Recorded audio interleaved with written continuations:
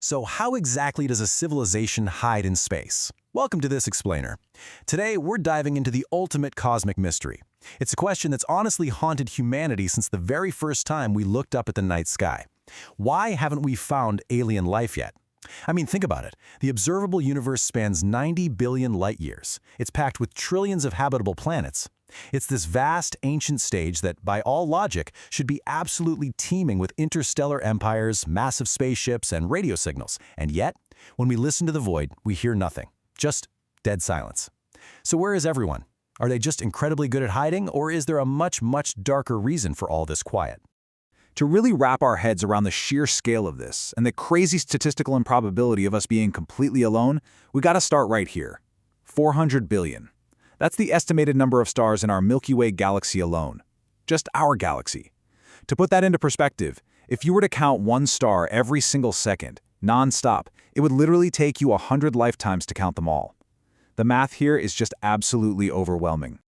Now, what's really interesting about this slide is how that astronomical number breaks down into something a bit more tangible, because the reality is startling. Even if we're being super conservative with our estimates, there are around 20 billion sun-like stars out there, and a fifth of those, they've got an Earth-sized planet sitting right smack in the habitable zone, the Goldilocks zone where liquid water can exist. That leaves us with 4 billion chances for life, right in our own galactic neighborhood. 4 billion? And that glaring mathematical contradiction is exactly what the physicist Enrico Fermi hit on back in 1950. It's what we now call the Fermi Paradox. Look, if there are billions of potential Earths, and the galaxy is over 13 billion years old, life has had plenty of time to develop these massive space-traveling supercivilizations. But maybe our core assumption is just wrong. Maybe they aren't absent at all. Maybe, just maybe, they're simply hidden from our view. Let's start unpacking this cosmic detective story by looking at physical prisons, imprisoned by perfect worlds. So, civilizations might desperately want to be seen, right? But they could be physically trapped by the very environments that gave them life in the first place. We always think of Earth as the perfect planet, but out there in the galaxy, there are these things called super-Earths. They're massive, rocky planets with incredibly stable climates and really thick atmospheres. Honestly, they're perfect incubators for life. But that planetary perfection, it comes with a terrifying mechanical catch. We call this the gravity trap. So to escape Earth, our chemical rockets have to hit about 11.2 kilometers per second. Tough, but doable. But on a super-Earth with, say, 10 times our mass, the sheer mathematical tyranny of the rocket equation takes over. To launch something equivalent to our Apollo missions, brilliant alien engineers would literally need to build a chemical rocket the size of a mountain. The engineering is it's practically impossible. So they can look through their telescopes and study the stars, but they are forever grounded at the bottom of a massive gravity well they can just never climb out of. And you know, gravity isn't the only physical prison out there. Consider the water-world barrier. A lot of habitable planets are likely just completely covered by global oceans hundreds of kilometers deep. Down in those stable depths, you could totally have brilliant aquatic minds. Think like highly evolved dolphin philosophers or hyper-intelligent octopuses. They could develop complex language, societies, the whole shebang. But without dry land, they're never going to discover combustion. And without fire, well, there's no metallurgy.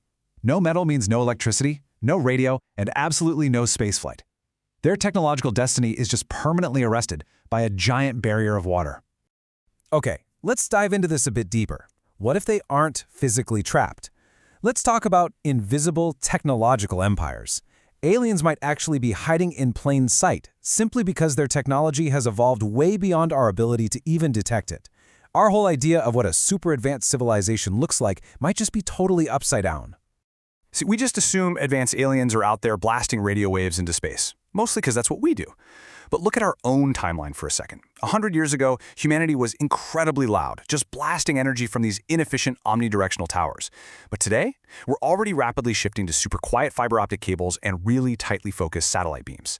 Within a few centuries, our electromagnetic signature is basically going to vanish entirely, which means for two civilizations to hear each other, they have to perfectly align in this tiny, fleeting 200-year window to catch a cosmic heartbeat that's already fading out. We also have this deeply human bias, right? We project that an advanced civilization has to expand outward, building massive Dyson spheres and giant star fleets. But the transcension hypothesis suggests the exact opposite. Advanced technology actually trends toward miniaturization. I mean, why build a massive, noisy, energy-hungry galactic empire when you can optimize your entire infrastructure down to the microscopic level, or even the quantum scale? Entire post-biological societies might exist in these incredibly dense computational substrates, making them completely, 100% invisible to our crude little radio telescopes. And hey, if they are digital, they might just be asleep. This is the estivation hypothesis. It points out that processing information requires energy, and right now, the universe is actually way too hot for hyper-advanced computing. To a hyper-efficient digital consciousness, our current era is basically a sweltering inferno. So what do? They hit pause. They sleep, waiting trillions of years for the background temperature of the cosmos to cool down near absolute zero, where computation is just infinitely more efficient. We don't see them because, as the quote goes, we are essentially wandering through a cosmic dormitory in the middle of the night. But what if their silence isn't a byproduct of physics or technology at all? What about intentional silence? Aliens could be perfectly capable of contacting us, but maybe they are making a conscious and honestly terrifying choice to stay hidden in the dark. Which brings us to the zoo hypothesis. The core idea here is that alien observers are fully aware of us, but they enforce a strict cosmic quarantine. Maybe to prevent our cultures and religions from just totally collapsing from the shock of sudden contact. Or, and this is definitely more humbling, maybe they just don't care about us at all. The physicist Brian Greene makes a great point. Humans don't exactly hang around an anthill trying to strike up a conversation with the ants, right?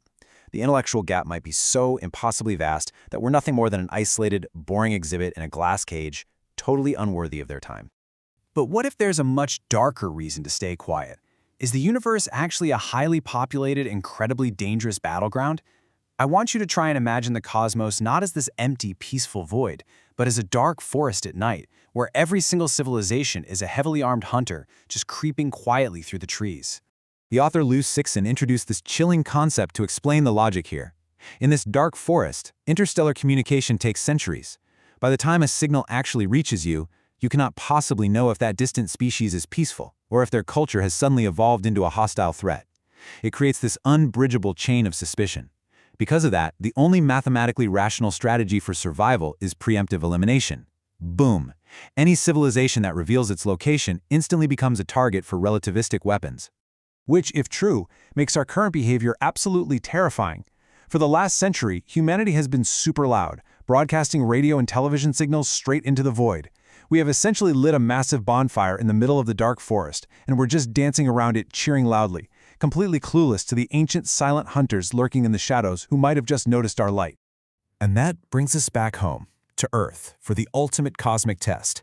If civilizations aren't trapped by gravity and they aren't hiding out of fear, then we have to face the most disturbing possibility of all, one that casts a really dark shadow over our own existence. So, the crucial point is this stark concept proposed by economist Robin Hanson called the Great Filter. The premise is brutal but logical. Because the universe should be teeming with life but isn't, there must be a universal barrier out there, a developmental obstacle so overwhelmingly lethal that it systematically stops almost every single species from successfully expanding across the galaxy. The chilling question that basically dictates human destiny is figuring out exactly where this filter lies on our timeline. Now, if the Great Filter is behind us, we can celebrate. It means the jump from simple chemistry to complex life is just this incredibly rare miracle, and we survived the hardest hurdle. We're the firstborns, the vanguard of the cosmos. But if basic life is actually common out there, it means the Great Filter is still ahead of us. It implies that every civilization eventually hits a roadblock where they invariably destroy themselves. They aren't hiding out of choice, they're hiding because they literally no longer exist. And this brilliantly illustrates a terrifying reality. We are actively unlocking the very technologies that might act as that universal filter right now. A runaway climate crisis could easily boil our oceans, turning Earth into Venus. Engineered biological pathogens could wipe us out in months. Artificial general intelligence, or even our massive nuclear arsenals, could end our entire story in a single afternoon. Every alien civilization that ever looked up at the stars and dreamed of exploring them might have failed this exact test. Which leaves us with this final, haunting dilemma. As we stare out into the void tonight, what are we really looking at?